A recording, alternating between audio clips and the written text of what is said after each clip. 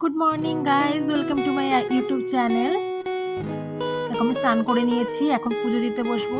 Back কভারটাকে avoid করো, back কভারটা। এই যে আমি পুজো দিতে বসেছি এখন। আজকে বজরংবলীর পুজো আছে, আমি এখন পুজোটা দিয়ে নেব। এখন অনেক লেট হয়ে গেছিলো, ওই যে এখন মিনি চলে এসছে ওখান থেকে পিছনে টুক করে। দেখো আমি পুজো এখন দিয়ে নিচ্ছি, মালা পরিয়ে নিলাম। আজকে অনেক লেট হয়ে গেছে পুজো দিতে, বসতেও লেট হয়ে গেছিলো। এবার একটু বাদে আমাকে কালাচাঁদেরও পুজো দিতে হবে। সব কিছুতেই আজকে আমার অনেক লেট হয়ে গেছে। তোমরা কারা কারা আজকে বজরংবলীর পুজো করো আমাকে কমেন্ট বক্সে কিন্তু অবশ্যই জানিও। বজরংবলীর পুজো করলে না একটা অদ্ভুত মনে একটা এনার্জি, একটা পজিটিভিটি একটা আমরা অনুভব করি। সেটা কিন্তু সকলের দরকার পুজো করার বজরংবলীর। এই দেখো আমার কালাচাঁদকে, আমার কানুসোনাকে অবশ্যই দেখে নাও তোমরা। দেখো কতটা মিষ্টি লাগছে দেখতে, কতটা সুন্দরভাবে আমরা সাজিয়েছি, কত মিষ্টি দেখো লাগছে।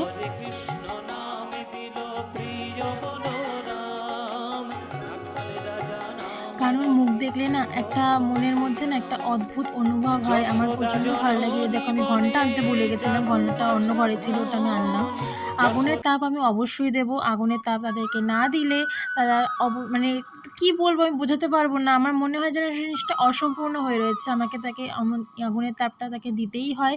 আর তাদের গালে অবশ্যই স্পর্শ করতে হয়, দুজনকেই, রাধারানী এবং কালাচাঁদকে। ঠিক আছে, তোমরা দেখে নাও। Tata guys.